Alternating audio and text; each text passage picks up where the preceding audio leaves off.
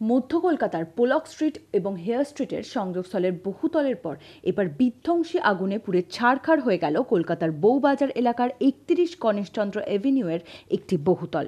শুক্রবার রাত 10:30 নাগাদ গণেশচন্দ্র এভিনিউয়ের একটি 5তলা আবাসিক ভবনে ভয়াবহ আগুন লাগে। উদ্ধারকারীদের তরফ থেকে জানা গেছে 12 বছরের এক কিশোরী ও এক বৃদ্ধার মৃত্যু হয়েছে। আগুন ছড়িয়ে পড়ায় আতঙ্কে 4তলা থেকে ঝাঁপ দেয় ওই কিশোরী এবং তৎক্ষণাৎ তাকে কলকাতা মেডিকেল কলেজ হাসপাতালে নিয়ে গেলে কিছুক্ষণ পর চিকিৎসকেরা তাকে মৃত বলে ঘোষণা করে। আরও জানা গেছে শৌচালয় থেকে বৃদ্ধার মৃতদেহ উদ্ধার হয়েছে, যার মৃত্যু ধোঁয়ার কারণেই হয়েছে বলে আন্দাজ করা হচ্ছে।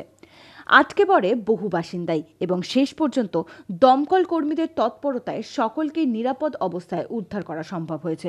খবর পেয়ে ঘটনাস্থলে পৌঁছায় দমকলের 10টি ইঞ্জিন ও দমকলের পদস্থ আধিকারিকরা। ঘটনাস্থলে আসেন দমকল মন্ত্রী সুজিত বসু ও কলকাতা কর্পোরেশনের মেয়র ফিরহাদ হাকিম। দমকল মন্ত্রী জানান, ভোর রাতে আগুন নিয়ন্ত্রণে এসেছে এবং আবাসিকদের সকলকে উদ্ধার করা সম্ভব হয়েছে। আগুনের গতিবিধি দেখে মনে করা হয়েছিল আশেপাশের বাড়ি ও সংলগ্ন একটি বস্তিতে আগুন ছড়িয়ে পড়বে, কিন্তু দমকল এবং বিপর্যয় মোকাবিলা বাহিনীর তৎপরতায় আগুন বাড়তে পারেনি। দমকলের আধিকারিকরা জানায়, ঘটনাস্থলে ভোর রাত পর্যন্ত 25টি ইঞ্জিন আসে। এছাড়াও ছিল একটি হাইড্রোলিক ল্যাডার, যা ঘটনাস্থলে আটকে পড়া বাসিন্দাদের সকলকে উদ্ধার করতে সাহায্য করে। তবে প্রাথমিক তদন্তে শর্ট সার্কিট থেকে আগুনের উৎপত্তি বলে মনে করা হচ্ছে। ব্যুরো রিপোর্ট, এক্সপোজ বার্তা।